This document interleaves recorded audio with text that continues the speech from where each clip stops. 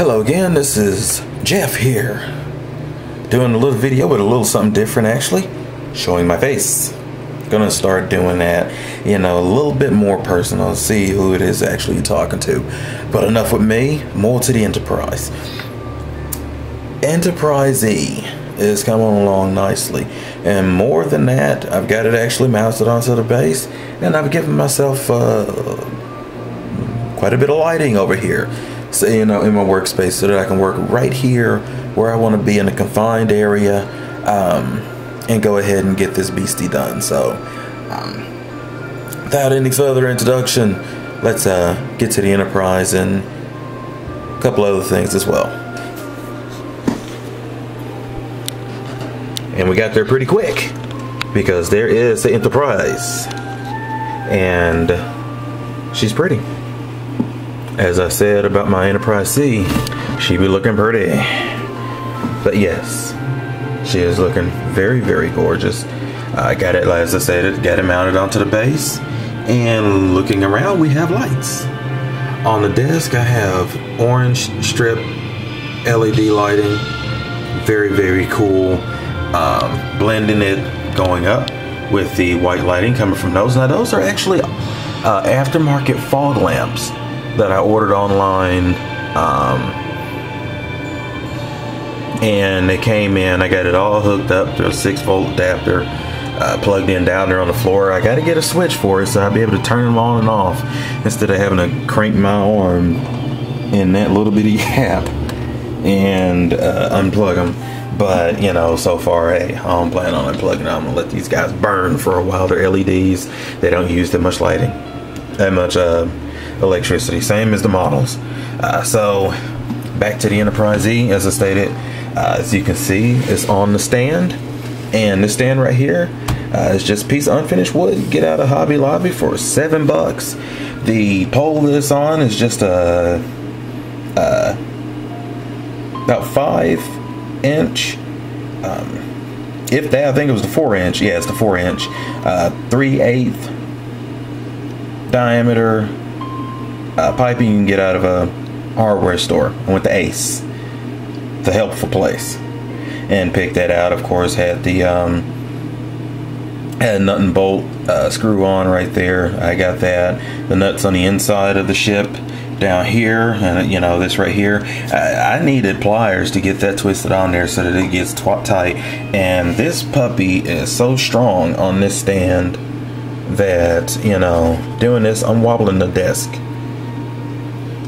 when I'm moving it. And what that also allowed me to see was just how flimsy the warp nacelle pylons are.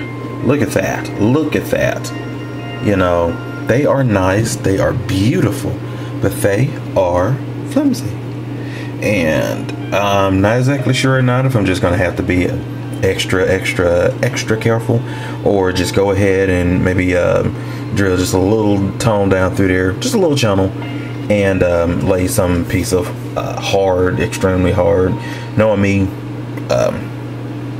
thin coat hanger in there, and puttying over it so that it gives me some rigidity. I probably wind up doing that, just taking my time, because I don't want anything to happen, and I like for my stuff to be durable. That is why I have this setup. I can grab it right here and just pick it up. And this base is, when you pick it up right here, it's heavy, but there you go. Modeling on a budget with durability. Want these puppies to last. That being said, go on with the model. This being the Nemesis conversion, move my mouse over so I can spin this big puppy on around. This base is long, almost as long as the model is. So, there we go. Nothing's cooperating. Okay, spinning it around, take a look at this section right here where the engineering hull meets the saucer. Just continues on deck 4, just going on around with those side walls right there that just swoop right around. It's just beautiful. I love that. Love that look.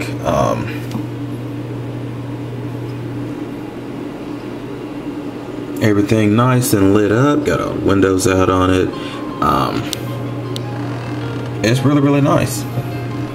It's a nice piece. This conversion kit really is beautiful. And coming back around here, well, before going down, taking a look right here, there's that additional photon launcher. Went ahead and got that on there. So all of the little pieces, and all the pieces period for the conversion kit are now on this model. And that add photon launcher just, you know, really adds to it. As I stated, ship was already designed to kick butt, and now it's kicking more of it than it originally was. Down below you have the deflector housing. As you can tell, apart from it, different from the actual piece that come with the kit, goes up, goes across, is flat at the top, the way it's supposed to be, the way it was in the movie. I also have the bottom part of the saucer attached, and the top portion of it I just have sitting up here, of course, just for the look, to see what the ship would look like overall sitting on the stand. It's gonna be badass, I can say that. So gonna go through, get this removed off, so we can see, you know, show you what I plan on doing, because it's just very simple but a lot of lights in it I plan on, so it's nice and bright. So you can see, have 3 LEDs blowing light down through here, lighting up this portion. And gonna do is build little houses for the impulse engines, have the red LEDs attached to the top portion of the saucer, kind of shining downward. And I'm gonna do my best, if I can, I may not be able to, but if I can, to get the spotlights on the front end of the saucer, on the top and the bottom. Because if you remember, there was a spotlight aiming on the registry, both right here and as well right there. So try to get those 2 on there. I do have little 3mm LED lights. Use those to at least just have the light coming out. It may not exactly bathe it across the registry like I want it to, and I don't want to do the I believe that's the Raytheon method, you know, where you would actually leave the portion where the light looks like it's reflecting off the hull unpainted underneath for the light blocking, so that the light kind of bleeds through the hull itself. I don't like that, because it does look like light is coming from the inside instead of actually reflecting off the hull. And there is a difference between the way light looks when it's reflecting off of a hard surface versus the way it looks when it's shining through. There's just a difference. It's like the same as looking at CG with the lighting, you know, environmental lighting, what have you, reflecting off of the ship versus the model with, you know, lights actually reflecting off of a surface. So, man, call me old-fashioned, but hey, it looks real, because it is real on a scale level, but it is real. So, but my intentions are to, you know, from here, make sure I have enough lighting. It won't take just too much. Line us up with LEDs just in an oval right there, and do a couple on the top portion of the saucer section. Do a few in there as well. It'll definitely be plenty. On the, you know, if you guys watched the other Enterprise E that I built, I had 7 lights in the saucer section of that ship. Just 7.